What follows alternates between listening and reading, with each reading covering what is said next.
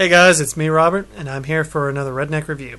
Today we're going to take a break from Marvel or DC or IDW, and we are going to do an Archie comic. Megaman, number 32. For you gamer fans out there, classic gamer fans like me, you will remember the name of the Blue Bomber as long as you live. This is a book that has been based out completely by Capcom. It follows the same general pattern of the games. So if you know a little bit about the games, you can pick this comic up right now. It may not be that way when we get into the hundreds and hundreds and hundreds of issues. This is a book that has started off from the beginning on the heels of the Sonic the Hedgehog comic book. That is the most longest running video game comic of all time. It's like the same sort of people that are doing it from Archie Comics. I have really enjoyed this one. It's a $2.99 book, and it is not. If you're just looking, you watch this review, you're looking for something for your kids, this would be the book for you. So, without further ado, let's get Megaman number 31. All right, this is part of a story arc right now called Blackout. What has happened in this story is Dr. Wily has found an ancient computer called Ramoon, who has taken over who was once created to take over all technology and destroy all humans on the planet because he feels they are just inferior. And how has he done this? He's taken over Wily's robot army and set out a massive EMP throughout the entire city. So, throughout the entire world, and it has killed most. It is either destroyed or taken out most of the electronics on the planet that Ramoon cannot take control of. And in this, the only people that were not affected were Megaman, Brickman, also known as Proto Man from the show, and a couple other robots that Dr. Light was able to shield. And without any further ado, let's get to Curse of Ramoon Part 3. If you would like me to do a review of the rest of the run up to 32, please put your comments down below, and I would love to do that. I just want to find out right now what everybody likes with all these reviews. But anyway, like I said, here we go. It starts off with Mega Man and Gutsman and Rush trying to go through one of the dungeons. This would make a great little side video game. So everyone out there, Capcom, listen to me. Work your comics into your games. It would make things so much better that we have this material. And it starts off with them going through this. Obviously, in these old Egyptian temples, there's lots of traps and things just piling out everywhere. All of a sudden, something from the floor runs out. Mega Man is telling him that he doesn't particularly trust anybody in this one, but he's telling Gutsman that we've got to try and trust Brickman. He after all, he is his brother. And in this review, Needleman comes out. Gutsman manages to grab it. He tells him to hold him steady, and the old classic powers for Mega Man are there. When he attacks somebody, he takes their weapon. So it's pretty cool. The robots, for the most part, are still the robots. They're just doing what they believe Wily would do, but every now and then when they start to falter or lose, they're taken over by Ramoon. And there's lots of them in here. It's down to Gutsman and Mega Man and Rush, and when they're taken over in direct control by Ramoon, they are much more powerful.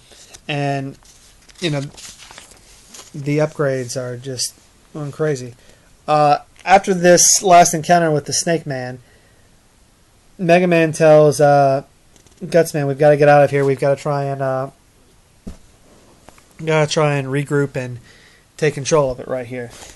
This awesome art style, I'm really liking because it really takes me back to the pages of my Mega Man comics and the old cartoon show that I grew up with. Wasn't a long one, but it was still fun. We find Dr. Light here in his lab trying to keep Roll, Mega Man's sister, in operational.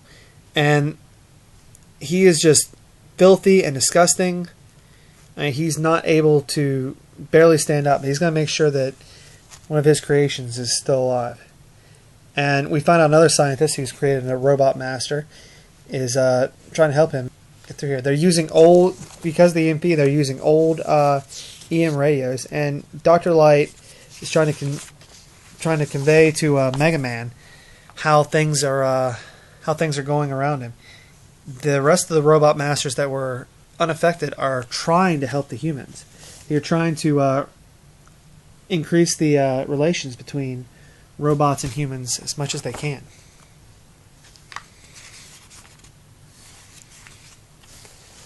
And we see Megaman, Dr. Light tell him, it's getting hard to keep your sister alive right here. Please, hurry. And how much time do we have left? And the transmission shuts off there. So for sort of a kid's comic, and I'm not one that likes kids comics, I just read them for nostalgia. I thought that was pretty good. It gives all the readers a sense of dread, and in a kid's book, that's actually a good thing. We find out here that Crystal Man is one of the next obstacles they have to face, and they're doing their best to hang on to him, but can't get it. They're doubling up in her side. Mega Man is being damaged quite heavily. Rush coming around the enemy's getting too overconfident, just like they do in the game. Gutsman gives him a gigantic punch. All of a sudden, Ramoon takes over the original one. Apparently, he can't take over multiple ones at the same time. That's why when they doubled, it didn't. The double didn't take control. Wasn't taking control with him. And he tells him enough. All for the glory of Ramoon. It's a really old school sort of villain talk over here. Well, Ramoon is, not getting anywhere with these wily made robots. After they finally Mega Man got a hold of him, he finally cleared his head and was teleported away, just like they are on the show. And Mega Man and them start hearing something coming their way, and they don't know what it is. So they're gearing up for another possible attack, and it's an army of Wily's robots who are either still able to function, and who's really behind them? Brickman, the brother of Mega Man, the main villain of the fourth game, if you're wondering. And they've all come together and decided to try and save Wily and the rest of the world. Obviously, in this scene right here, you see Proto Man and Mega Man saying, after this, we've got to talk. And Proto Man, being the older brother, telling him, hey, let's focus on the battle. Those two have a lot of history. And if you're really interested, like I said, if you're interested, let me know and I'll do another review on that one, on the rest of the series. But for right now, just know that it's brotherly love at its finest, and they have issues, just like any brother. Let's do. Mega Man is fighting Ramoon and everything. They storm in. Sorry, let me back up and do a little bit better here. They storm in, and energy and projectiles are flying everywhere at this seemingly indestructible computer, with all the other robots who are under his control just fighting back. And it's just a pile drive of metal versus metal in this awesome art set. I love this picture right here. Take a good look. The classic gamer in me loves it. I think they are just doing the absolute best they can. And while this battle is going on, while they're fighting Ramoon, all of a sudden a tired and hysterical Dr. Wily comes out. The certified genius who has tried to take back his robots from Ramoon. And has created a robot to fight Ramoon specifically. Ra Thor. That's right. Call Marvel. We're going to have a lawsuit. And he tells him, he says, you can hold me down, but go, Ra Thor, make him pay for what he's done to me. And he looks pretty ragged, so I hope this robot works out for him. But oh no! It's captured by Ramoon and reprogrammed to be one of his loyal minions. What do we do? Our two heroes, Brickman and Rock, are over here getting the crap beat out of them. And Dr. Wily is just begging him to get up to help him fight. And, you know, they're being held back by Proto Man or Brickman, holding him at bay with his shield and his one buster. And they're fighting back against all these robots that he's taken over. And that's the end of the issue. It's like I said, if you're interested in the Megaman Archie line, I've really liked it. I think that it can stand on its own as far as a story. And if you get into the opening of the arcs, which, you know, in 2 months we'll have a new arc, it really isn't that hard to pick up. You just have to go back and read the synopsis. There's not too much you have to go back for. In this issue of Redneck Review, I'm giving Megaman issue 31 a 4.5 on the story scale, just because this one is in the middle of something and I haven't been able to do a review for the rest of the issues. It's the art, as you can see, the cover art is awesome. There aren't that many ads in here, so I'm not going to take off a point for that. If it's just ridiculously out